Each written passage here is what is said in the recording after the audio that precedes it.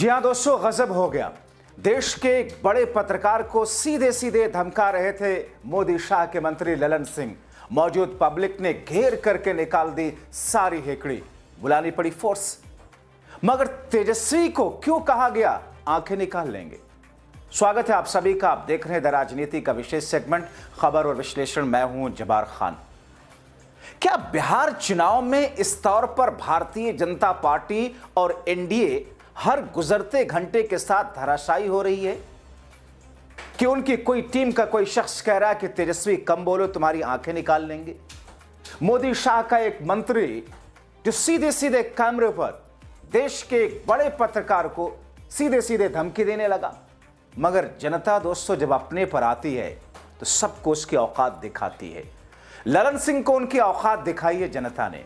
दोस्तों, ललन सिंह जो बीते करीब 4 दिनों से जिस तौर पर अपने विवादित बयानों की वजह से गुंडा राज की तरफ बिहार को ले जाने वाले ट्रैक पैटर्न की वजह से चर्चा में हैं, देश की जनता उन पर गुस्सा है, बिहार की जनता आक्रोशित है। मगर मौज काट रहा चुनाव आयोग, एकदम गफलत में है, या फिर यूं कहें कि यही मंशा है मोदी और शाह की। क्योंकि दोस्तों अब कुछ वैसा ही मनबड़ ललन सिंह जब एक देश के सबसे बड़े, अगर मैं देश के टॉप 5 पत्रकारों की बात करूं उनमें से एक के साथ जब भिड़ा, तो इस ललन सिंह की हैसियत वहां की जनता ने दिखा दी इसको। इस मंत्री साहब ने देश के बड़े मीडिया हाउस के बड़े पत्रकार के साथ जब सामना हुआ इंट्रो में, और ललन सिंह से उन्होंने सवाल पूछ लिया कि आपने अनंत सिंह को टिकट क्यों दिया? आप तो मोकामा के हर बच्चे को कह रहे हैं कि बन जाओ अनंत सिंह, अपराधी बन जाओ, कट्टा उठा लो, राइफल रखो। उनके आपराधिक कुंडली के कारण जेल में है अनिल सिंह। जब इस पर सवाल पूछा गया तो बौखला गए मंत्री साहब। मोदी शाह के मंत्री हैं, ऑन पेपर तो सांसद हैं नीतीश के, स्पाइनलेस नीतीश के, मगर मंत्री हैं मोदी शाह के। दोस्तों, इस वीडियो को जब मैंने देखा, देश के उस बड़े पत्रकार के इस वीडियो को, तो अचंभित रह गया।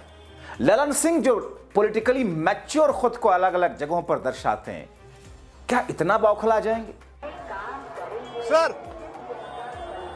सर एक मिनट, सर एक मिनट,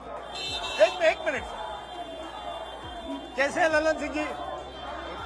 ये बताइए, ये जिस तरह से अनंत सिंह जी को जेल में डाला गया है, क्या आप मानते हैं इससे जेडीयू की छवि को नुकसान पहुंचा है? आप कहते हैं जंगल राज लालू प्रसाद का था, वो कहते हैं आपके राज में अब लोग जेल जाते हैं।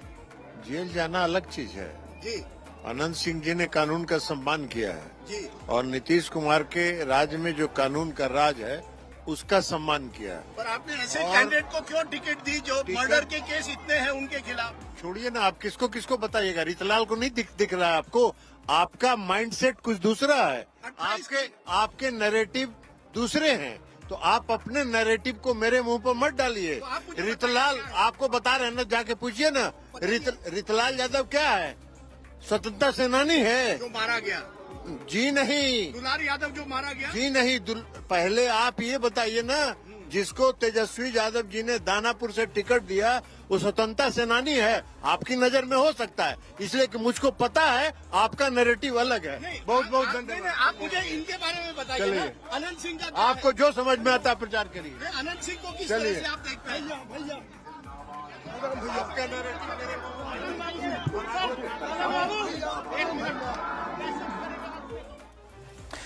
दोस्तों, आपने देखा, ये ललन सिंह है, ये भाषा एक मंत्री की, ये भाषा एक नेता की, एक मोदी शाह के मंत्री और नीतीश के नेता की ये भाषा है। पहले ये कहता है कि मोकामा का हर शख्स बन जाए अनंत सिंह, और अब देखा आपने एक बड़े पत्रकार के साथ में किस तौर पर बदतमीजी कर रहा है। दोस्तों, ललन सिंह किस तरह से बौखलाया हुआ है कि देश के पत्रकार को गलियाने लगता है।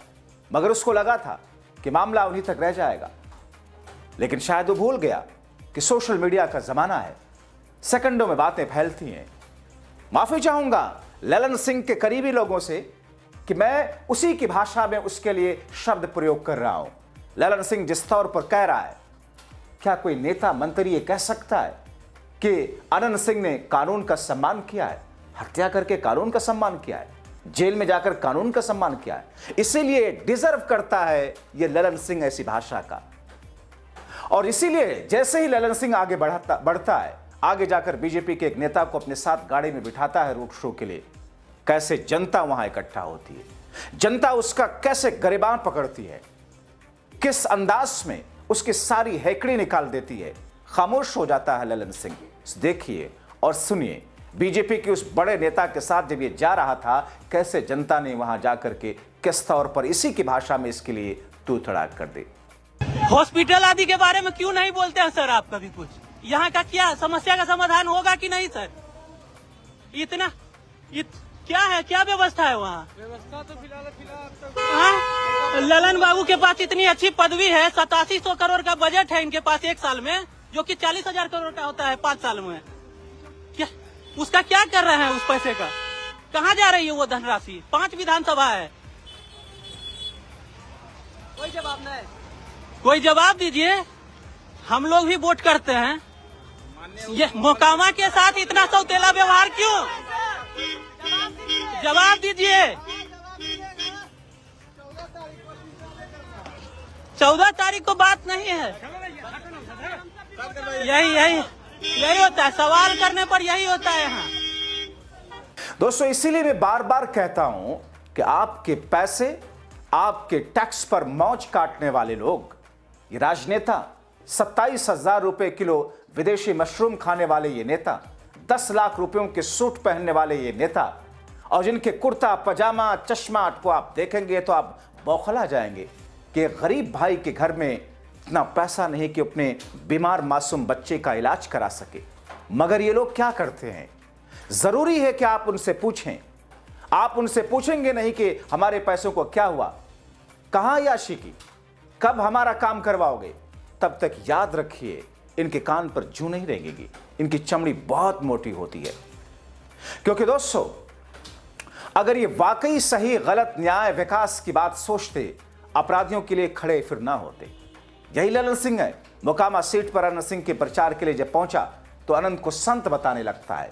यह कहता है कि मोदी और शाह का मंत्री यह कहने लगता है कि अनंत सिंह की जगह पर हर बच्चा खुद को अनंत सिंह समझे।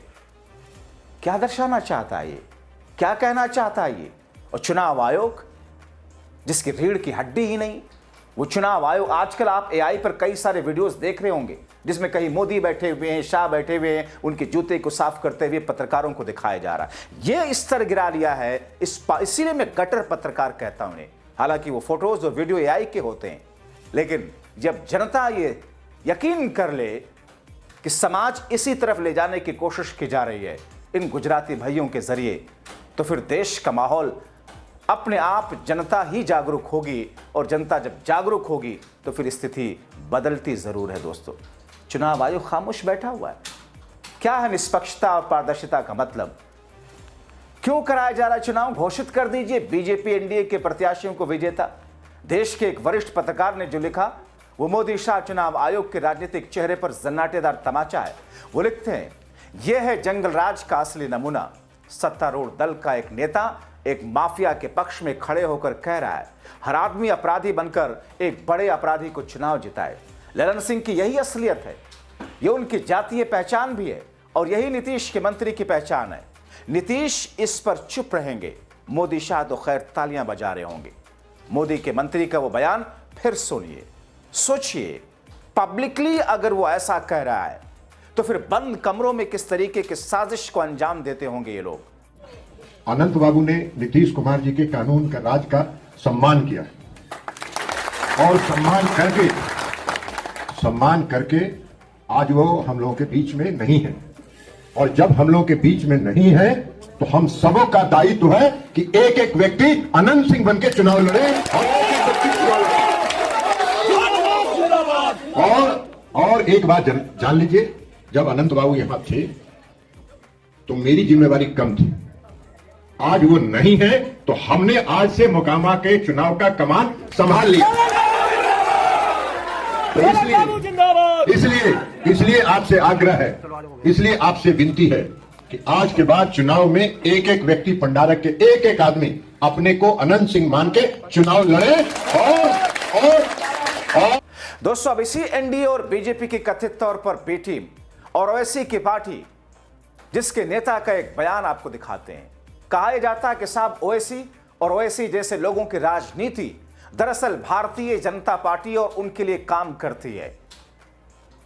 और यह सिर्फ मैं नहीं कह रहा हूं, बीजेपी की बी टीम ओवैसी को दर्शाया ही जाता है।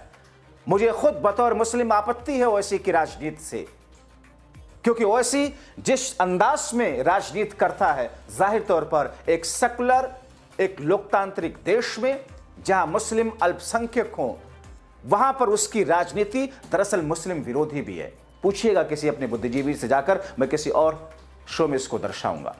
दोस्तों, उसका नेता कहता है कि वो तेजस्वी ज्यादा बोलोगे तो आंखें निकाल लेंगे। सुन लीजिए उसी की भाषा में। आज ने लालू का बेटा, चारा छोर का बेटा तेजस्वी ने कहा है कि हमारा असदुद्दीन ओवैसी चरमपंथी है। ये क्या नाम है तुम्हारा तेजस्वी? अरे शायद तुम भूल गए, तुम्हारा बाप मुख्यमंत्री था, उस समय नरसिंहार हुआ करता था बिहार में। बिहार को तुम जंगल राज बना दिया था।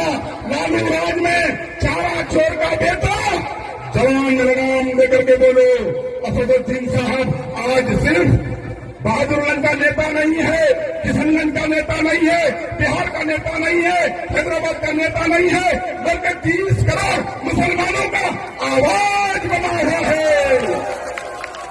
अगर आंख से देखोगे तो आंख निकाल लेंगे, उंगली दिखाओगे तो उंगली काट देंगे, जुबान संभाल करके नहीं बोलोगे तो जुबान काट लेंगे। तेजस्वी तुम्हारा, तुम क्या समझते हो चरमपंथी है? अरे चरमपंथी किसको बोलता है? असल बात है कि तुम नाइन फेल हो, तुम तो पढ़ा लिखा हो नहीं जो तुमको चरमपंथी का वर्ड मालूम। चरमपंथी का मतलब होता है आतंकवादी, उग्रवादी। ए मुसलमान भाइयों, तुम्हारा नेता को चरमपंथी और आतंकवादी बोला गया है। अगर अपना हक का बात करे असदुद्दीन ओवैसी साहब तो चरमपंथी है। दोस्तों, ये गुंडई करने की हिम्मत कहां से आती है? क्योंकि इनको लगता है कि इनका आका तो खुद गुंडा है, इनको लगता है कि चुनाव आयोग तो इनके आका के हिसाब से चलेगा, तो फिर बोल दीजिए कुछ भी। अब दोस्तों, ऐसे में जाहिर तौर पर भारतीय जनता पार्टी और एनडीए की लुटिया मानो बिहार में डूबती जा रही है जनता के नजरिए से, क्योंकि जनता ही वो है जो 6 नवंबर और 11 नवंबर को इनकी किस्मत का फैसला करने जा रही है। जागरूक रहें, आप अपने अधिकार को समझें और इसके लिए आवाज उठाएं। शुक्रिया।